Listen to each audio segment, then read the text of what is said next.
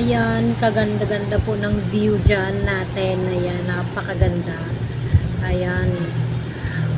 Green na green po yung kapaligiran natin. Farm po ito, farm. Dito po ito sa Langkaan Dos. Ayan. Diba, meron pa dong nakatambak na mga baong.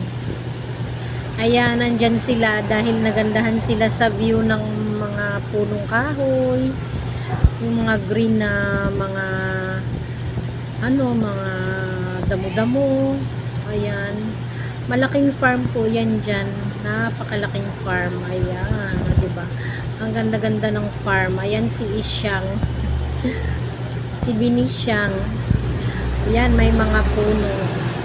Tayo po ay nature lover, kaya gustong-gusto ko po talaga yung mga ganyan. Yung green na green yung paligid mo. Ayan. Napakaganda po tingnan na green na green yung nasa paligid mo. Ayan. O, see? Farm po yan mga madam. Farm po yan mga guys. Mais yata po ito ang mga nakatanim dito. Mga mais. Ayun, sinasabing resort to. Kami po ay napadaan lang dahil ayan. Inimbitahan po kami pumunta sa lugar na yan dahil may birthday po dyan. Tapos nakita nga namin yung banda dyan, yung lugar na yan. Napakaganda, o diba? Napaka-fresh yung lugar. Ayan. Basta gustong-gusto ko talaga yung mga lugar na ganito, guys. Dito lang po ito sa Langkaan Dos.